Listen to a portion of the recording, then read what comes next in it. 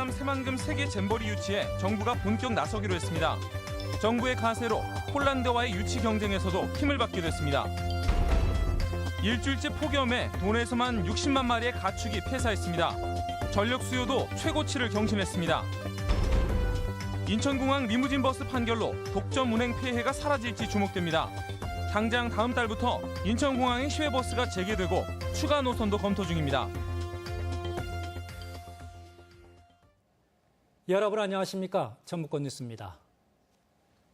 세계 잼버리 대회 새만금 유치가 탄력을 받게 됐습니다. 정부가 대회 유치를 국가 행사로 지원하기로 한 겁니다. 현재 폴란드와 유치 경쟁이 치열한데 큰 힘이 될 전망입니다. 박찬익 기자의 보도입니다.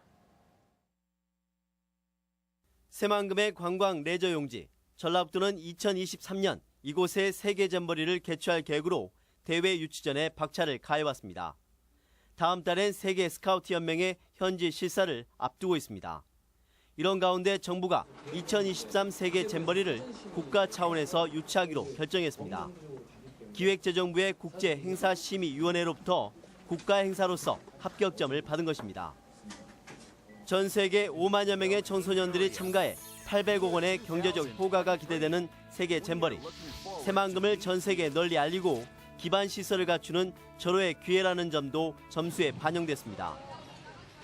정부가 직접 발벗고 나섬에 따라 국비 지원 등 세계 잼버리 유치전도 한층 탄력을 받게 됐습니다. 정부 기관들이 함께 참여해서 국가적 차원에서 유치 활동이 벌어지기 때문에 훨씬 성공 가능성이 높아졌다. 이렇게. 정부는 다음 달 안에 한국 스카우트 연맹, 전라북도와 함께 유치위원회를 새로 꾸리고 폴란드와 치열한 유치 경쟁에 나설 예정입니다. 개최지는 1년 뒤 아제르바이잔에서 열리는 세계 스카우트 연맹 총회에서 163개 회원국의 투표로 결정됩니다. MBC 뉴스 박찬익입니다. 인천공항을 오가는 직행버스가 다음 달 5일부터 운행을 재개합니다. 인천공항 노선 독점 운행권이 깨져 추가 직통 노선 개설도 기대됩니다. 이경희 기자가 보도합니다. 법원이 인천공항행 시외버스 노선 인가가 정당하다고 판결함에 따라 전라북도는 다음 달 5일부터 인천공항 직행버스 운행을 재개하기로 했습니다.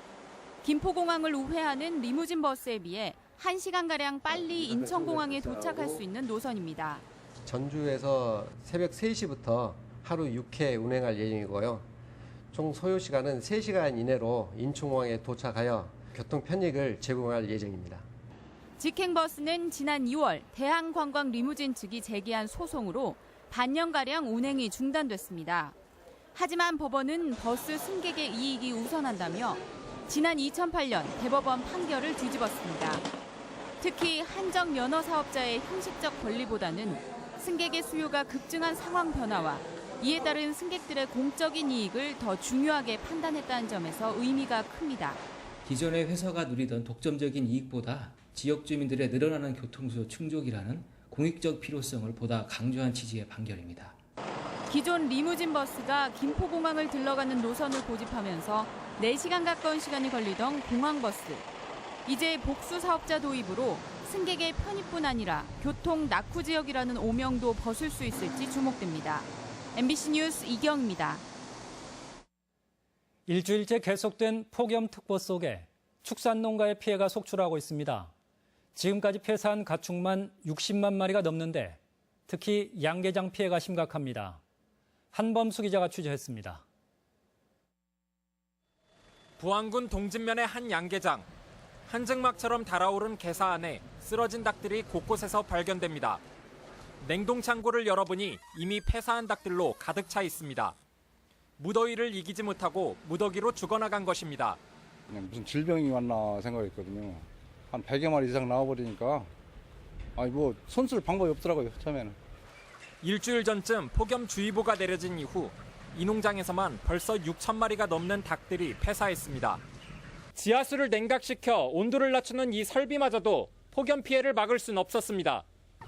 익산시 망성면의 한 양계장에서도 토종닭 3천 마리가 무더위를 이기지 못하고 집단 폐사했습니다. 전라북도에 따르면 지난 7일부터 어제까지 도내에서 폐사한 가축이 60만 마리를 넘어섰습니다. 더위에 약한 닭이 59만 마리나 죽어 대부분을 차지했고 오리 8천여 마리, 돼지도 500마리 가까이 죽었습니다. 지역별로는 폭염 경보가 내려진 익산과 정읍이 다른 지역에 비해 피해가 심했습니다. 권장 사육두수보다 10% 정도 줄여서 입식을 하고 출하가 임박한 가축은 신속히 출하를 해주시기 바랍니다. 30도를 넘는 무더위가 8월 초까지는 이어질 것으로 예상되고 있어 축산농가에서는 사육 기간을 조정하는 등 폭염 대비가 필요합니다. MBC 뉴스 한범수입니다.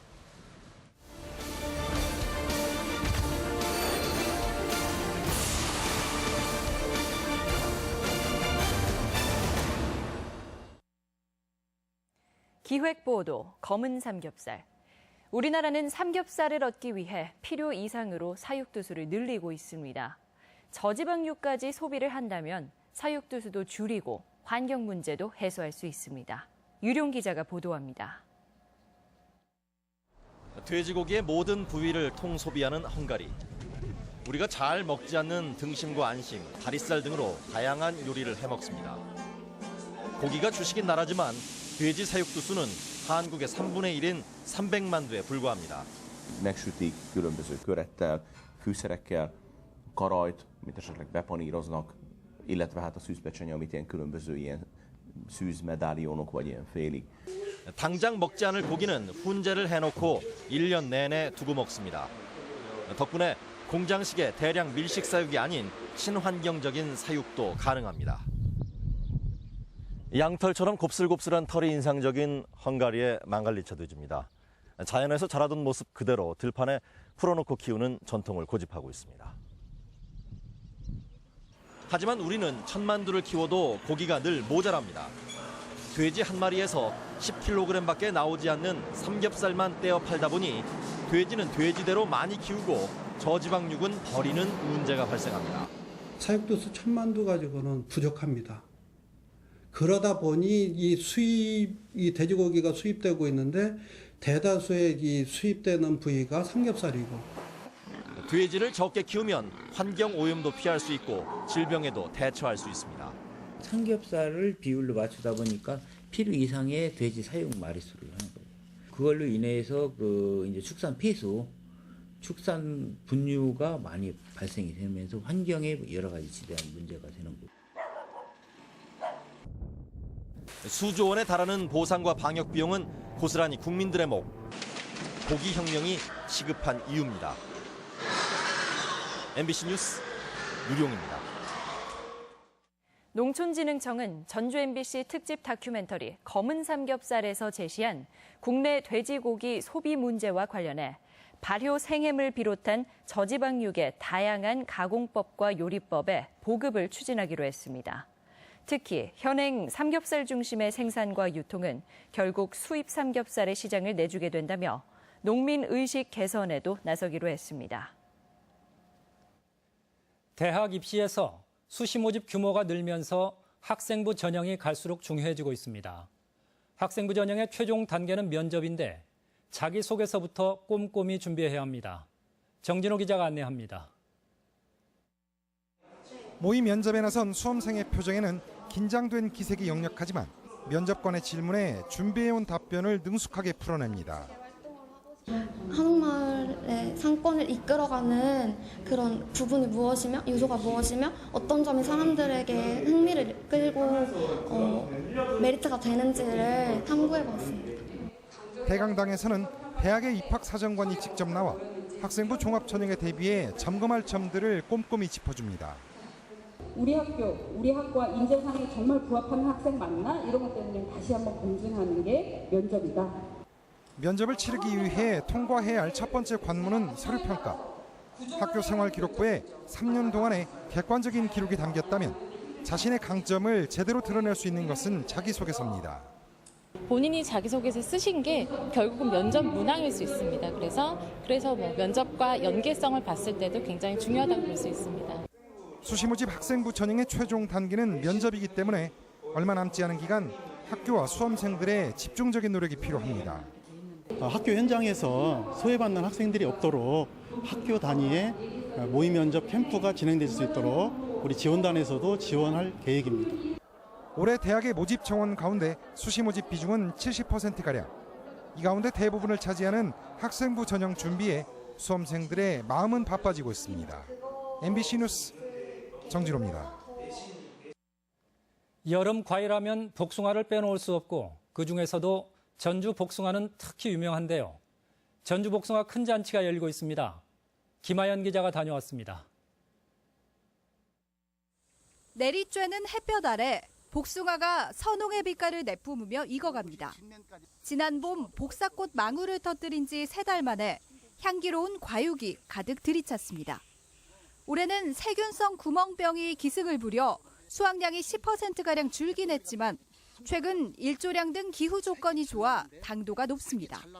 비도 적당히 왔고 그리고 햇빛이 일조량에 비치면은 복숭아 맛, 색깔이 좋아지기 때문에 앞으로 복숭아 맛은 훨씬 향상되고 좋을 거라고 저는 생각합니다. 다양한 품종과 크기의 복숭아가 진열된 축제장에 사람들이 몰려듭니다.